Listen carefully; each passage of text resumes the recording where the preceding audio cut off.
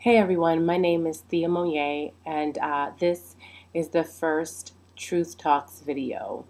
What is Truth Talks? Truth Talks will be a series of videos, responses to questions, emails, text messages, real life scenarios that you are dealing with, whether it be relationships with significant others, children, family, work, conflicts about art, purpose, life in general, and I will be providing weekly feedback based on my experience as a therapist, a mother, just another human being. It will only be feedback, and it's only meant to provide an outside perspective or with the intention of healing and being honest with ourselves, because I do believe that that is the most loving thing that we could do. Um, in no way, shape, or form does this truth talk replace, your family or your friends or your instinct or your own judgment or your belief system or your doctor or your therapist. It is simply meant to create a new way to connect with each other, and to share stories so that we can see the similarities and engage each other in the healing process, which those of you who know me know that I believe in very strongly. So that's the purpose of Truth Talks, and I'm super excited because it kind of gives me a way to connect with you on a weekly basis, and to create dialogues that even if you just listen to the Truth Talks, you never have the courage or the desire to share your story, I'm certain that you will hear your story in someone else's story. So I thank those of you who share in advance, and I thank those of you who listen in advance, because that is the connection that we are creating here.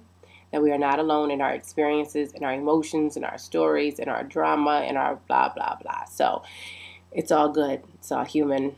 It's all part of life. So I'm very excited. So today's Truth Talk. Today's Truth Talk is actions versus words. So I will never use the real names because everything is confidential, and I will take out any identifying information. But the young lady who has written me today, we're going to call her Lily, has a dilemma. The dilemma is that she has had feelings, strong feelings for someone for going on a year, and they started off dating, but decided that they weren't quite ready for a commitment, which was more so a decision on his part based on what she wrote. And so she decided, that they could just be friends, and they've gone on to be friends. However, they still behave like they are a couple, or what we would call exclusive boyfriend, girlfriend. We use that for lack of a better word right now. Yet, there is no title and there is no full on commitment. So, the question is, how long does she continue in this relationship with a friend who she wants to be more than a friend, who has given the actions to say he wants to be more than a friend, but has not said that he wants to be more than a friend? So I'm pretty sure already, I'll turn my phone off to make sure it doesn't beep, that there's a lot of people who have found themselves in this scenario. I'm pretty sure that majority of them are women, but I don't think that means that men haven't been in this situation as well. So actions versus words is what we're dealing with today. Let's start here. I think the first thing that jumped out to me about the email was that after 6 months of not committing, they made the decision to just be friends. And the reason that decision jumped out at me is because it didn't seem completely honest or in alignment with what Lily really wants, right? Lily really wants for her and this person to be in a romantic relationship. And I think sometimes what we do is when we can't have what we want, we will say, well, then I'll take this instead. And that's not 100% authentic. We are agreeing to something that we know in advance is not going to meet our needs. And so the question is, why would we do that, right? I can't speak for guys, but I can speak for women. I've seen do this on a number of occasions, and I think it's time to just be honest with ourselves and say that we are waiting around for him to change his mind, which is not the most authentic thing we could do, because if he doesn't, we're going to be pretty upset with him, which would be unfair, because we should probably be upset with ourselves for making the decision to agree to something that we didn't want under the sort of subconscious pretense that eventually he's going to see how great I am and change his mind, because that's what we believe, right? So part of that also goes into the dynamic of, well, we act like boyfriend and girlfriend and we do everything like boyfriend and girlfriend, but we are not saying we're boyfriend and girlfriend.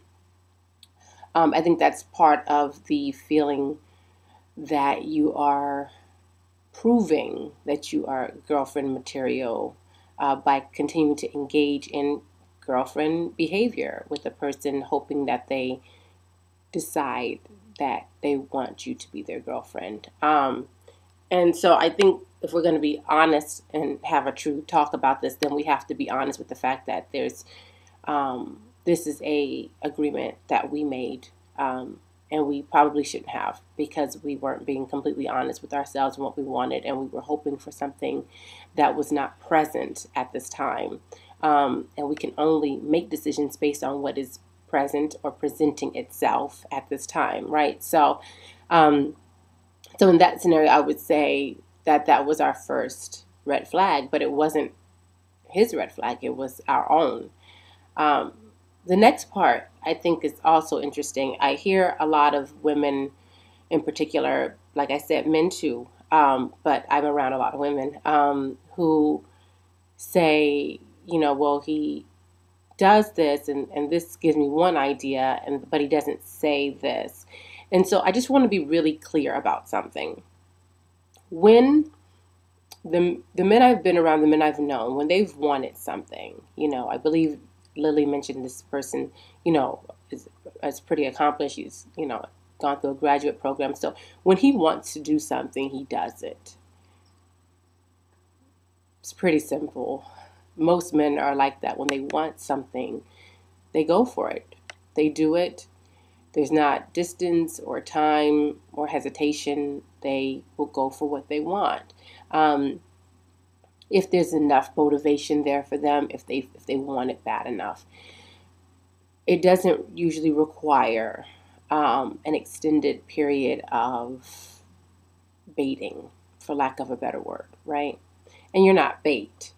So we shouldn't even be baiting to begin with. So I think what happens, though, is something I call the verbal contract. So here's what the verbal contract looks like. I really dig you. I think you're amazing. You're the best woman I've ever met. I've never felt so comfortable around another woman in my life. I mean, we have so much fun together. Right now, I'm just like dealing with me and a lot of stuff, and I don't want to bring that into any type of relationship.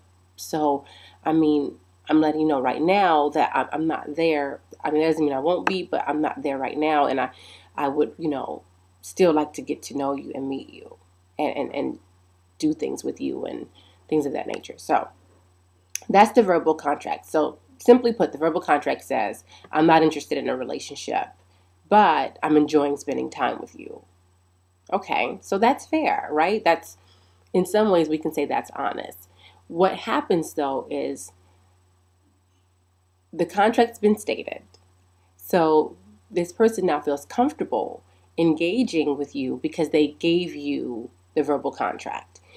You then take the actions and channel those into your own hopes and beliefs for what the relationship could be. So you then say, well, he wouldn't do this if he didn't love me. He wouldn't say this if he didn't really want to be with me. That's what you then interpret those actions to be. However, the verbal contract hasn't changed. So if he's coming to your house and he's spending the night and you're still not the girlfriend, the verbal contract hasn't changed. And in his mind, he hasn't done anything wrong because he let you know that up front. In your mind, why would he stay if he wasn't seriously considering me to be his girlfriend? Well, part of the reason is there's a benefit to staying. We don't have to go into detail about what that benefit is, but there are benefits, right? A lot of different benefits. Now, if it's a nice guy, he's not going to want to hurt your feelings about this, so he's going to sort of avoid the conflict of the conversation of who am I to you. And if he's not a nice guy, then he's just going to milk it and go along for the ride and get as much as he can. Either way, it's up to you to change the contract if you want to change the circumstances. So if this person is saying that I don't want to be in a relationship right now, but I do like spending time with you, then go to a movie, go out to dinner. But sleepovers, that's girlfriend stuff. That's boyfriend stuff. Going to their mother's house, that's girlfriend stuff. You're not the girlfriend yet, so don't do it. And if they're inviting you to do that, then you revisit the contract and you say, well, are you saying now that you do want to be a couple? Because that sounds like something that a couple would do. And you be just as clear back, right? Now, the fear is that the person will lose interest or won't be interested anymore. Well, I don't think that's a real fear, right? The truth is the truth. We need to know what it is either way. We can't be afraid of somebody walking away if we really want to love ourselves and be with somebody who loves us. That we can't operate from that fear. But what we can do is say, okay, if this is the standard that you're setting, then this is the standard and the position that we hold in our actions and our words. In other words, it shouldn't be actions or words or actions versus words. It is actions and words. So we're looking for alignment. We're looking for something to be in agreement, and we cannot make those decisions or observations out of a place of fear. There is no lack. You're not losing anything if it's not really love. If it is really love, then you won't lose it. So there's nothing to be afraid of, right? So be careful that you are not operating under one of these verbal contracts, because you are supplying your own illusion, And I know it's easy to do because we want to believe it. But things are what they are. And if you are someone's girlfriend, then you are their girlfriend. And if you're not, then you're not. Anything less than that is something that you are agreeing to anytime you enter into certain actions with that person. So it just kind of is what it is, right? And that's okay. We don't want to love or seek love from fear. We want love to be free and to exercise its freedom of choice and its independence. We want it to be strong, right? And we want it to be honest, most of all.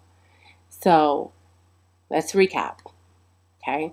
There's no actions versus words. There's no actions or words. There are actions and words, and they have to be in alignment. Double check your relationship to make sure you're not operating under a verbal contract. And if you are operating under a verbal contract, then you need to revisit that contract with that person every time you change an action or a behavior that seems like it's moving towards boyfriend, girlfriend, if we call it that, material, right? And most of all, be honest with yourself and be honest about what you want. And if it's not there, that's okay. There's no lack of love in the world. That's just a myth. It's not scarce. It's abundant. Got it? So, when we love with truth, and we love with accountability, and we love without fear. I'll see you guys next time. Thanks.